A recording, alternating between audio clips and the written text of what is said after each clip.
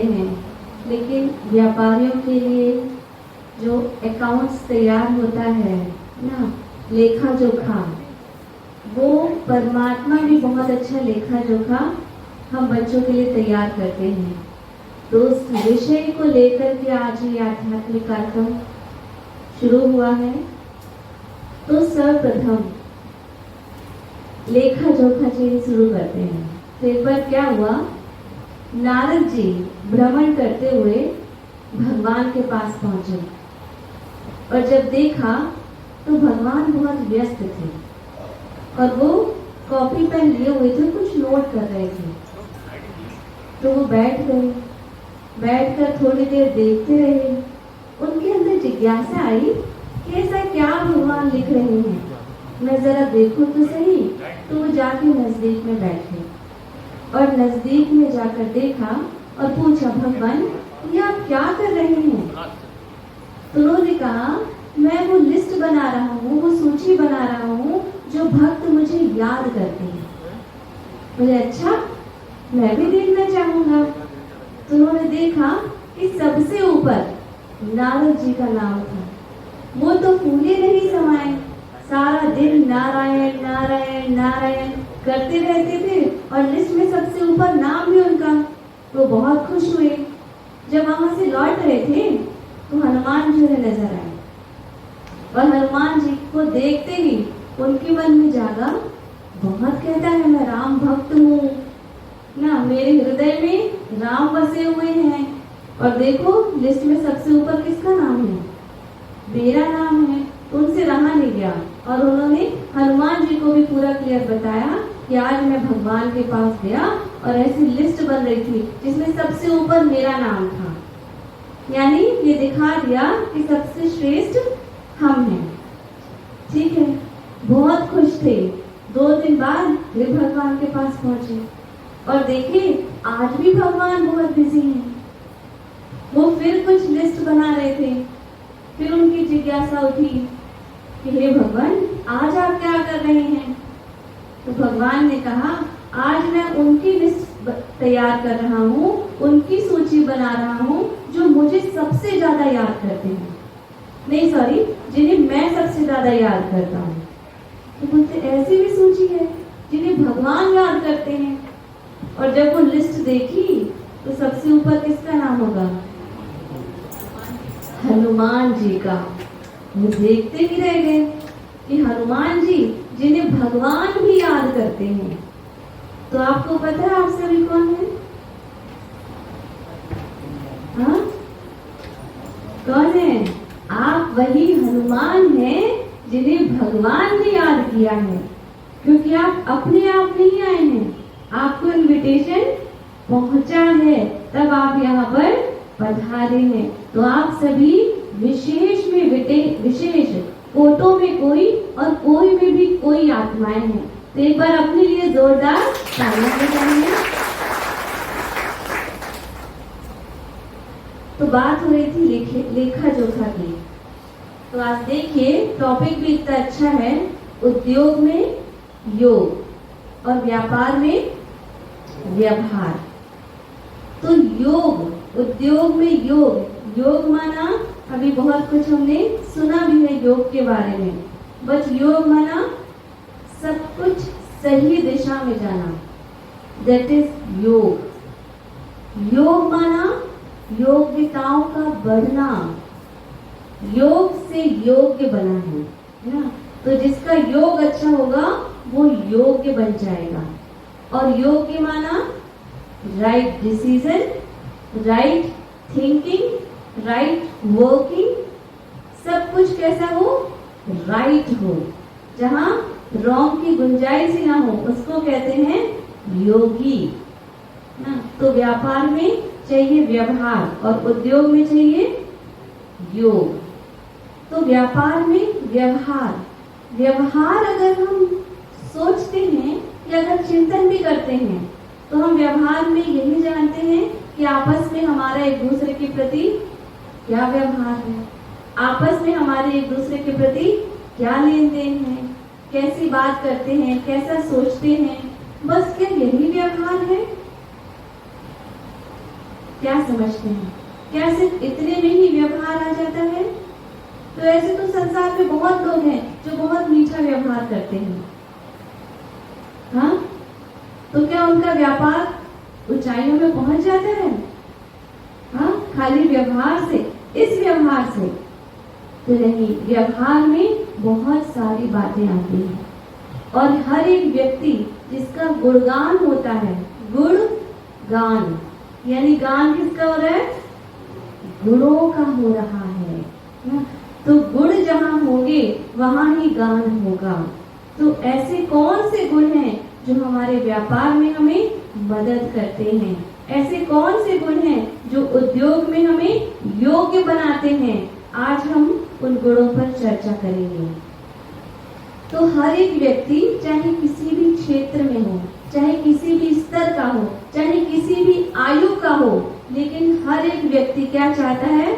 सामने वाला जो भी हमारे साथ कार्य करता हो उसमें बहुत सारे गुण होने चाहिए। तो सबसे पहला गुण जो हमें व्यापार में बहुत जरूरी है वो है ऑनेस्टी, यानी ईमानदारी।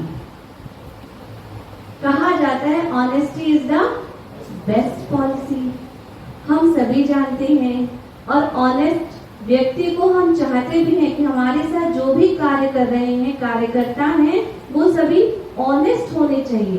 पर ऑनेस्टी की डेफिनेशन किसको कहेंगे? किस चीज में मानेंगे कि हाँ हम ये सभी ऑनेस्ट हैं? किसे कहेंगे कि हाँ ये ऑनेस्ट हैं? ऑनेस्टी के बारे में अगर बात करें तो हम दोनों ही बातें बता देते हैं कि ऑनेस्टी क्या होती है एंड डिसऑनेस्टी क्या होती है।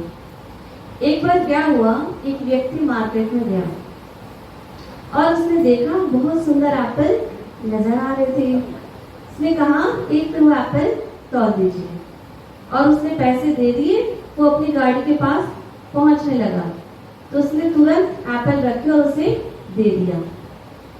जब वो घर पहुंचा तो सारे एप्पल खराब हो गए, एक एक एप्पल खराब था। उसने कब ये काम किया?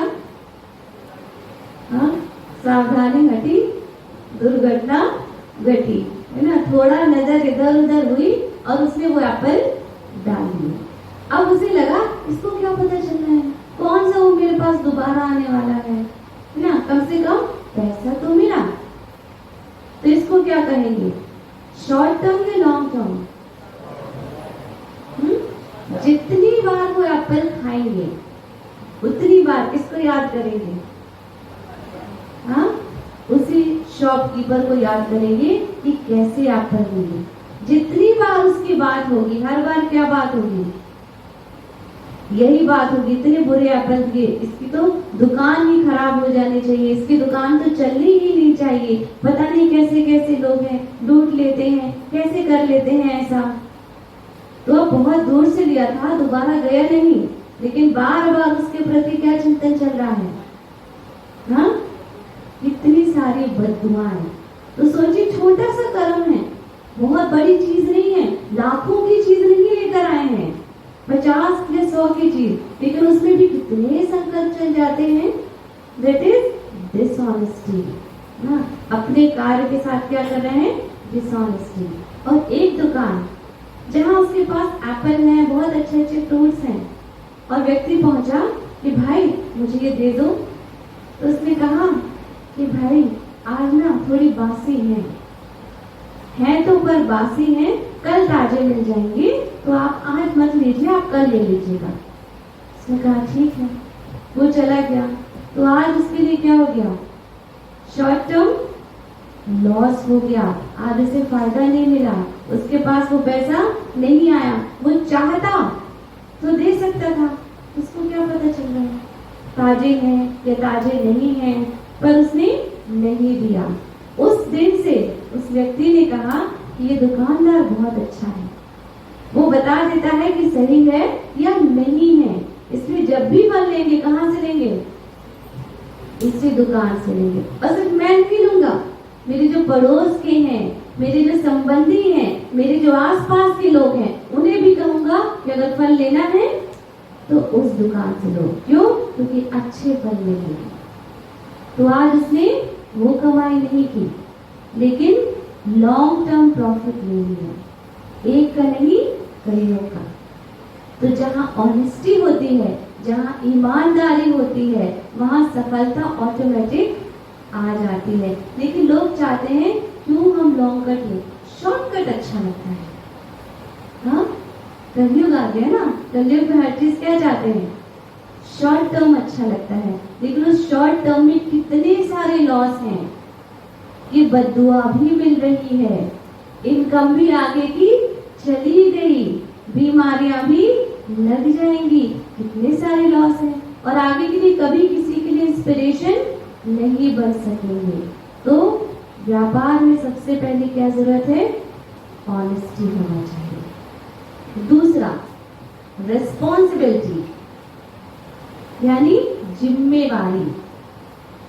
आज का जो समय है, तो जिम्मेवारी ऐसी चीज है, कहा जाता है जिम्मेवारी से शक्तियों का विकास होता है। लेकिन जिम्मेवारी लेने से लोग कटते हैं, बचते हैं, लेना नहीं चाहते। इवन भगवान से भी क्या कहते हैं, विषय विकार मिटाओ, हे प्रभु मेरे विषय विकार मिटाओ। आरती में क्या गाते हैं, विषय विकार मिटाओ, पाप हरो देवा, यानी आप ही कर लो।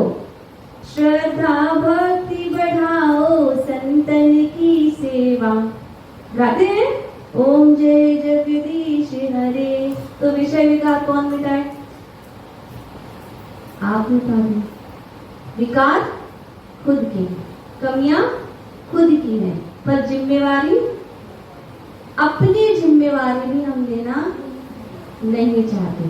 तो जिम्मेवारी आपकी है या भगवान की है, किसकी है? हाँ, हमारी खुद की है ना।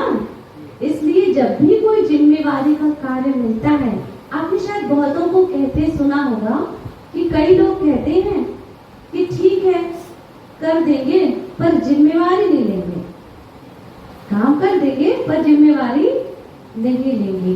तो जैसी करनी वैसी भरनी भी तो होती है ना। फिर कई लोग ऐसा भी कहते हैं कि आप कह रहे हैं तो कर देते हैं, अगर बिगड़ जाए तो मुझसे मत कहना। आप कह रहे हैं तो किए दे रहे हैं, पर बिगड़ जाए तो मुझसे मत कहना, मैं जिम्मेवारी नहीं लेना चाहता। यानी जो कमी है, जो विकार है, जो बुराई है, वो तो हमारे पास ही है। तो सोचिए, हम भगवान से कहते हैं विषय विकार मिटाओ, यानी आप मिटा दो। कहने का भाव, रस्सी जल गई फिर भी बल नहीं गया, यानी सलवट उसकी नहीं जाती।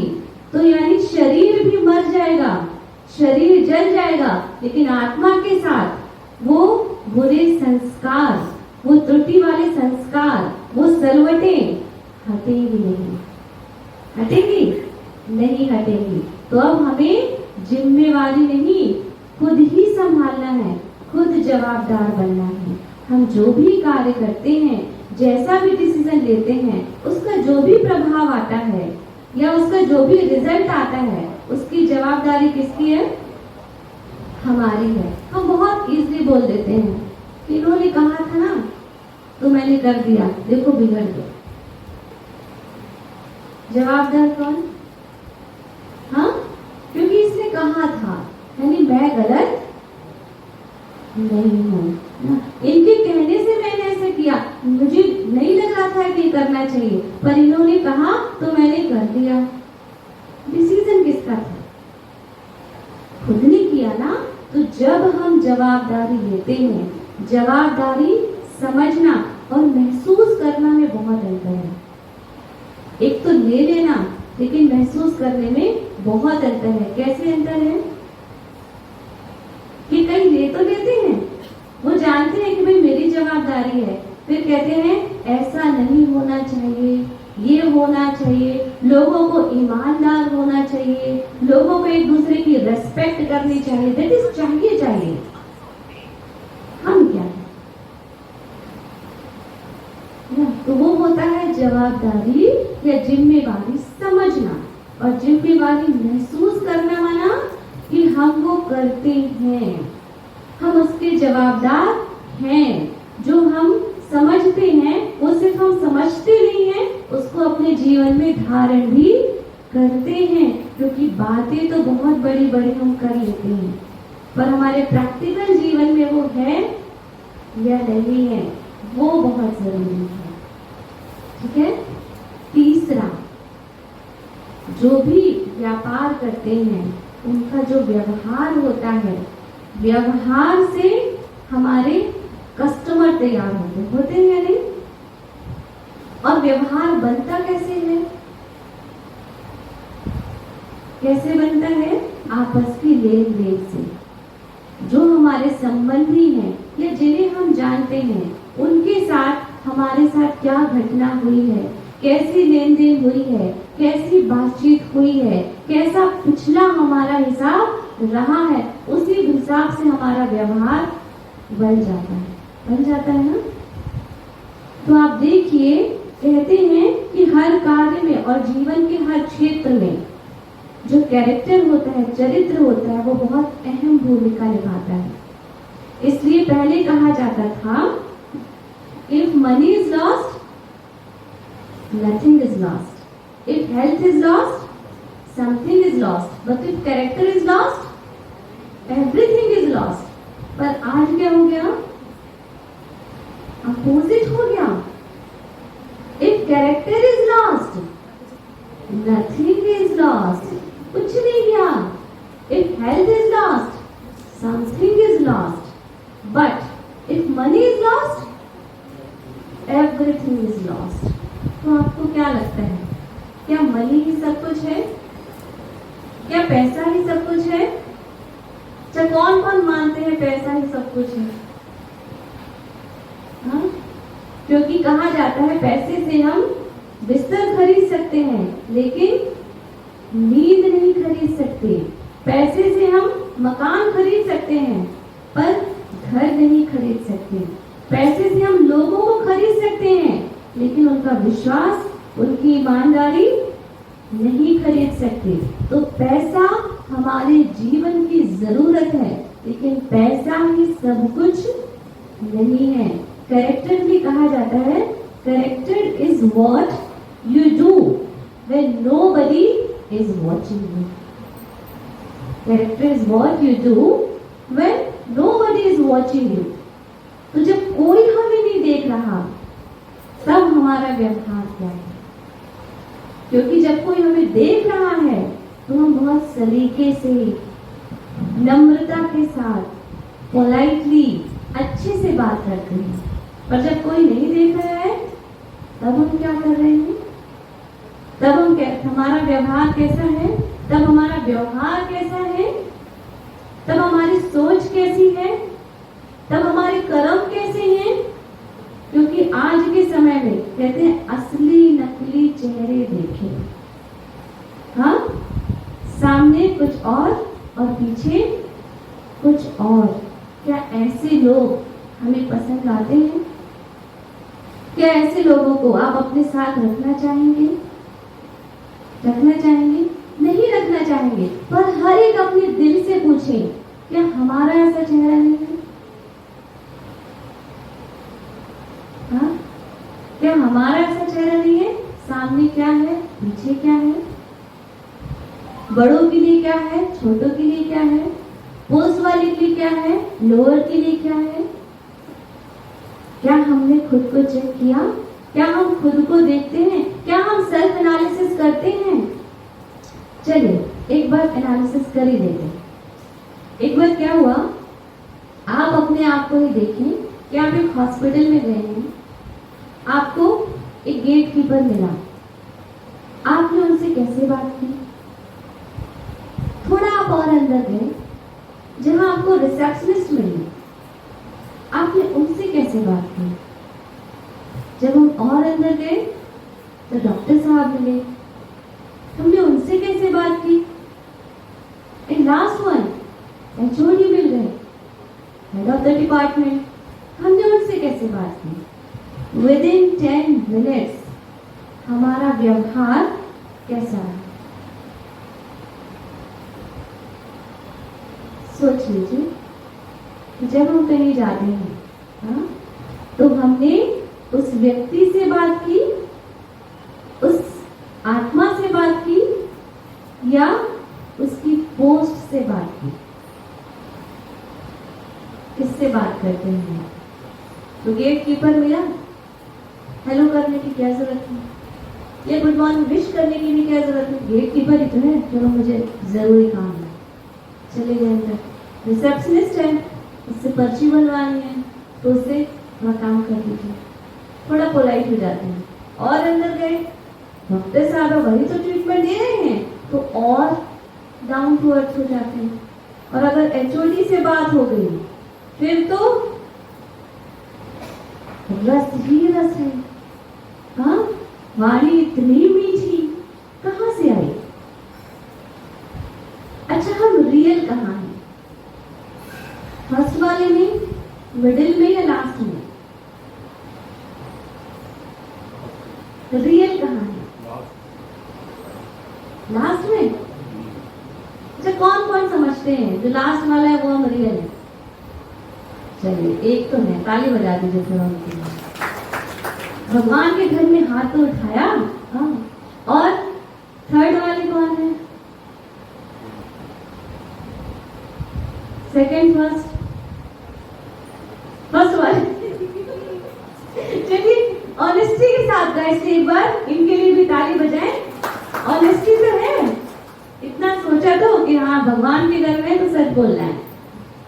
तो आप अगर हर एक देखें तो ज्यादातर ऐसे ही होते हैं कि हम व्यक्ति से बात नहीं करते, हम उनकी पोस्ट से बात करते हैं।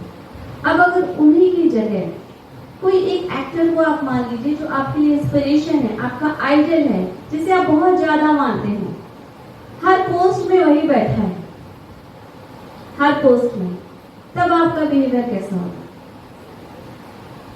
हाँ, फॉर एग्जाम्पल आप एक हीरो ही ले लीजिए, अमिताभ बच्चन, है ना? तो गेट कीपर बना अमिताभ बच्चन, हेलो सर, तुरंत बात करेंगे।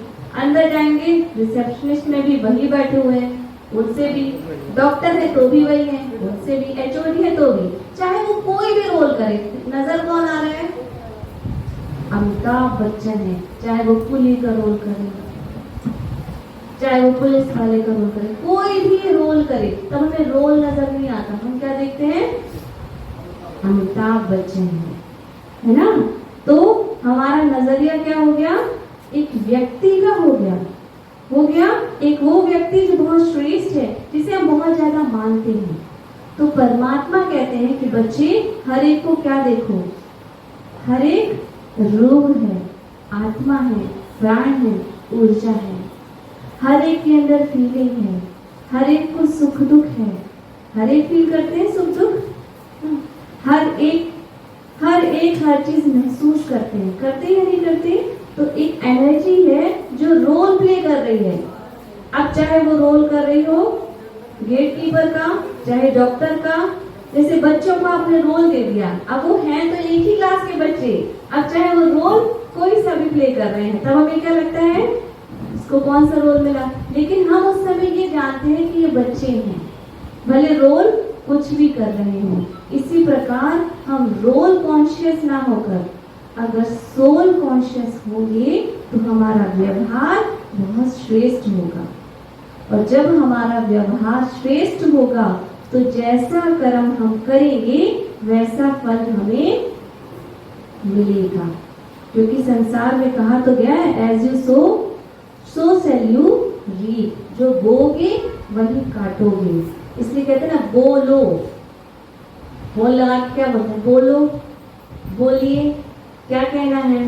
तो बोलो माना जो बोएंगे वही लेंगे, है ना? वो लो। तो ध्यान रखना, हम क्या बोलते हैं, हम क्या सोचते हैं, हम क्या व्यवहार करते हैं, क्योंकि इस लेन देन के साथ साथ जो भगवान ने हमें संसार में भेजा है और जो हम लेन देन अपनों के साथ और लोगों के साथ कर रहे हैं वही हमारे साथ जाने वाले हैं। अच्छा, कौन डिसाइड करता है किसको कहाँ जन्म देना है? कौन इसका लेखा जोखा बनाता है? भगवान डिसाइड करते हैं। हाँ, कर्म डिसाइड करते हैं, है ना? क्योंकि भगवान अगर डिसाइड करने लगे तो सब भगवान को कोसेंगे। इन्हें अच्छे घर में भेज दिया, इन्हें गरीब घर में भेज दिया, मैंने क्या बुरा किया जो मुझे ऐसे घर में भेजा? तो भगवान डिसाइड नहीं करते, हमारे खुद की कर्म डिसाइड करते हैं कि मुझे किस घर में जाना है। अब आज हम जिस घर में हैं या आज जिनसे हमारा लेन देन है वो जैसा होगा उसी अनुसार अगले जन्म में भी हमारा लेन देन तैयार हो जाएगा। इसलिए कहते हैं अकाउंट हर साल कंप्लीट करके कैसा होना चाहिए? प्रॉफिट वाला होना चाहिए, है ना? अगर उसमें प्रॉफिट होगा तो नेक्स्ट ईयर वो प्रॉफिट सबसे पहले आएगा या नहीं? तो इस जन्म में अगर हमने प्रॉफिट लिया है, क्योंकि जो हम देते हैं उसका कई गुना मिलता है, ये भगवान ने कह दिया। तो एक बार क्या हुआ, एक व्यक्ति जो हमेशा भगवान को कोसता था, भगवान तुमने मुझे ये नहीं दिया, भगवान ऐसा करते हैं, मुझे अच्छा घर नहीं दिया, मेरे लिए ये नहीं किया, हमेशा कोसता था। तो भगवान के मन में आया चलो आज मैं इसकी इच्छा पूरी करता हूँ। लेकिन भगवान भी बहुत ट्रिकी थे। क्यों? क्योंकि वो भी तो सबसे बड़े बिजनेसमैन हैं। होंगे या नहीं होंगे? लोग सोचते हैं हम बहुत बड़े बिजनेसमैन, लेकिन सबसे बड़ा बिजनेसमैन कौन है? वो भगवान है। तो भगवान उसके सामने आए और कहा कि बच्चे तुम क्या चाहते हो? तुम जो मांगोगे वो तुम्हें मिलेगा, पर कंडीशन, जो तुम्हें मिलेगा तुम्हारे पड़ोसी को वो डबल मिलेगा। जो भी तुम्हें मिलेगा वो पड़ोसी को डबल मिलेगा। तो उसने कहा, उसने मन में सोचा अगर मैंने बंगला मांगा तो पड़ोसी के पास 2 बंगले हो जाएंगे, अगर मैंने गाड़ी मांगी तो पड़ोसी के घर में 2 गाड़ी हो जाएंगी। अब मैं क्या करूं? ऐसे समय पर क्या करना चाहिए? उसका दिमाग चला और उसने कहा भगवान आप तो मेरी एक आंख फोड़ दो, क्योंकि मेरी एक आंख फूटेगी तो पड़ोसी की दोनों फूट जाएंगी। कैसा दिमाग चलाया? क्या इसको सही बुद्धि कहेंगे? हाँ, कि मेरा तो बुरा होगा लेकिन इनका ज्यादा बुरा होगा। अरे अच्छा भी तो सोच सकते थे, दूसरे के पास भी अच्छा आएगा लेकिन अपना बुरा तो नहीं होगा। तो ये प्रॉफिट में गया कि लॉस में? जो कुछ था, जो अपना था वो भी खो गया ना, दूसरे का जो गया सो गया। तो पहले खुद का तो देख लेते। तो हमारी आदत है औरों का देखने का। हम हमेशा ये देखते हैं किसके अकाउंट में कितना है, इनके पास बहुत ज्यादा है, आपका बिजनेस बहुत अच्छा चल रहा है, खूब कमाई हो रही है, इनका ऐसा चल रहा है। अरे भाई, उनके अकाउंट से आप पैसा यूज करने वाले हैं क्या? क्या आपको उसमें से कुछ मिलने वाला है? कुछ मिलेगा? नहीं मिलेगा। तो ऐसे चिंतन से क्या मतलब? क्यों ना हम अपना देखें कि मेरे अकाउंट में कितने हैं। होना चाहिए ना कि पहले अपना तो चेक कर लें। तो सारा दिन जो भी हम कार्य व्यवहार करते हैं, जिनसे भी हमारी लेन देन होती है और जैसी भी लेन देन होती है उसी अनुसार हम अपने आप से बातें करते हैं। आप सोच सकते हैं हम सारा दिन सेल्फ टॉक करते हैं, कौन कस्टमर कैसा गया, किसने मेरे साथ क्या किया, वो हम बात करते हैं। सिर्फ खुद से बातें नहीं करते, औरों को, जो भी हमारे क्लोज वन हैं उन्हें भी बताते हैं, सारा हाल बताते हैं कि आज क्या क्या हुआ। तो वो बढ़ेगा या कम होगा? बढ़ेगा। आपको पता है every day 2 bulls fight everyone's mind। हर एक के मन में रोज 2 बुल हैं जो फाइट करते हैं, 2 बैल फाइट करते हैं।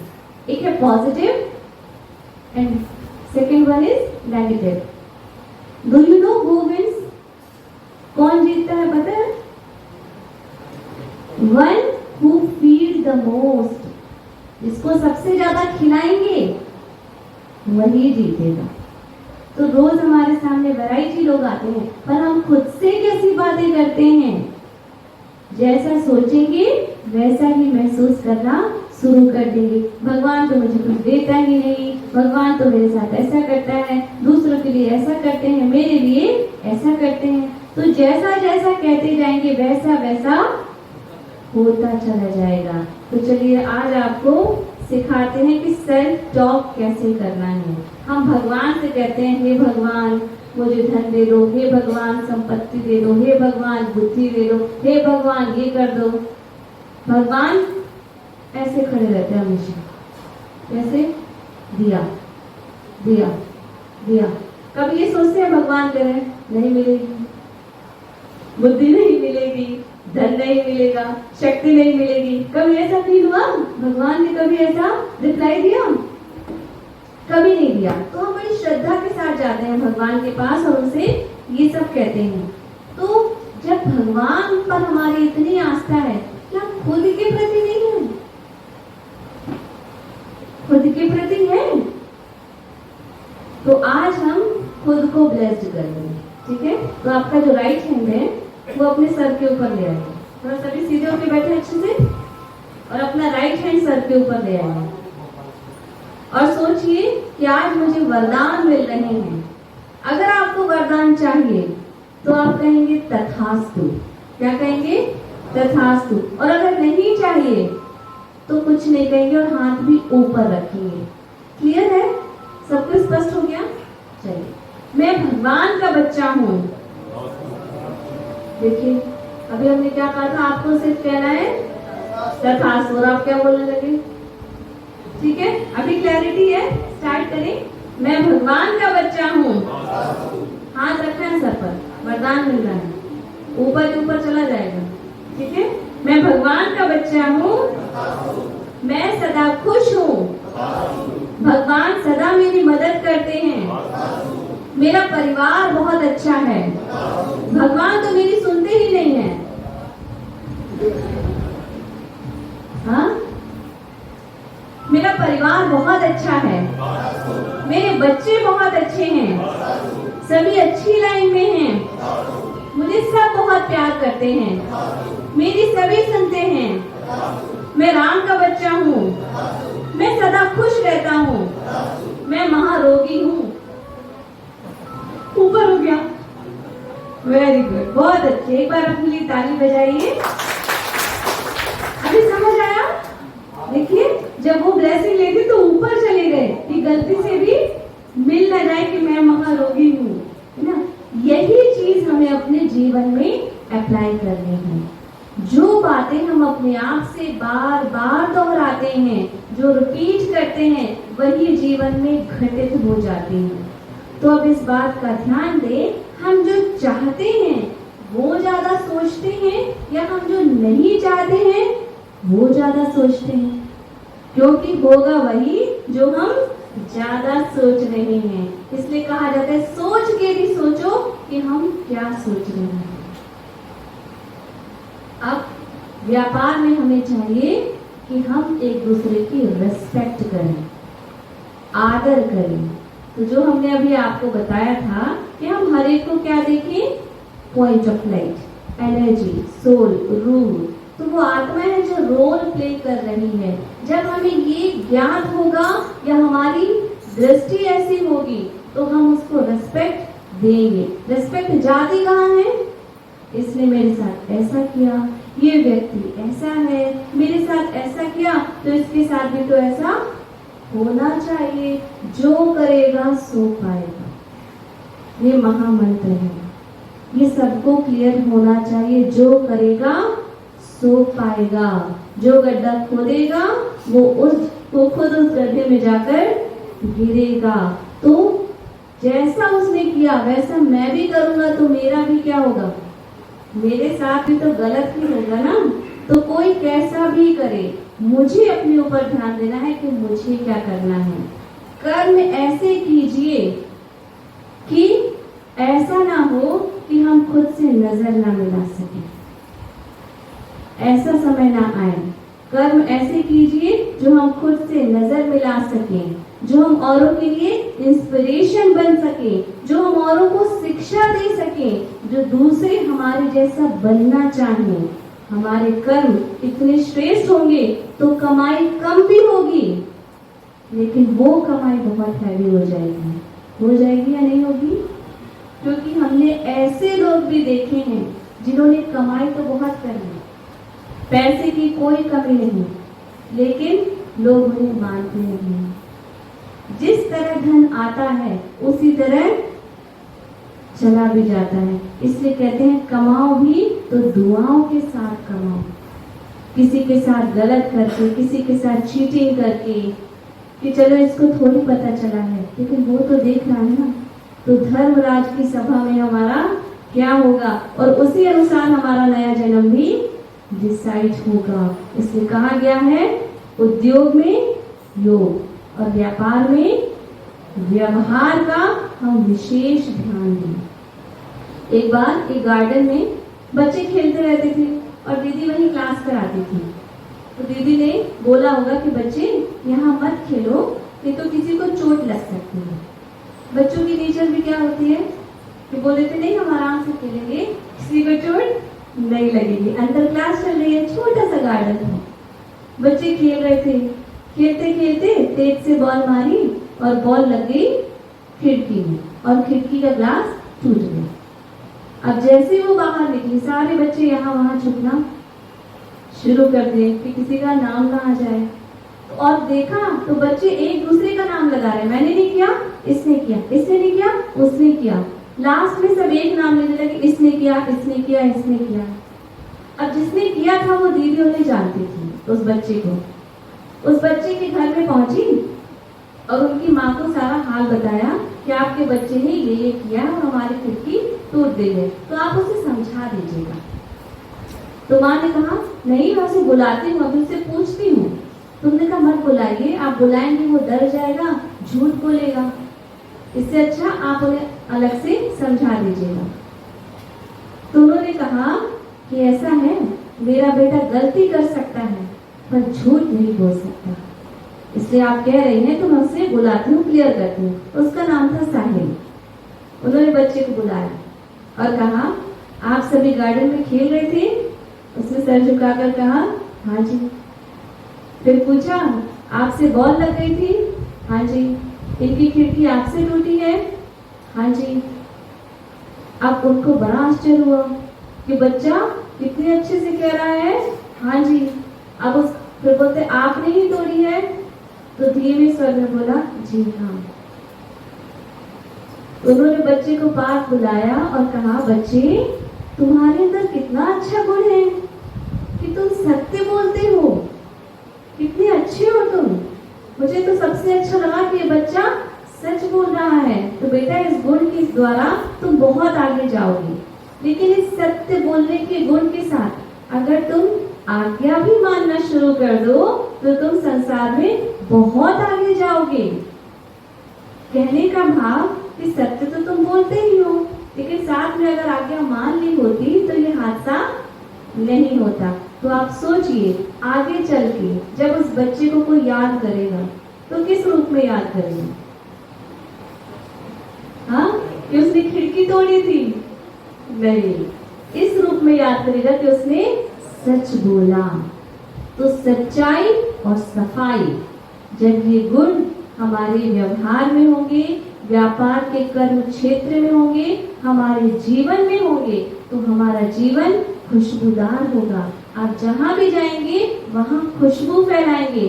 तो परमात्मा के घर से योग सीखकर हम ऐसे योग्य बने कि हम अपने व्यापार में, अपने कार्य क्षेत्र में, अपने परिवार में ऐसा नाम कमाएं कि लोग हमेशा हमें याद करें और हमारा जन्म श्रेष्ठ परिवार में हो। ठीक है, इन्हीं शब्दों के साथ ओम शांति।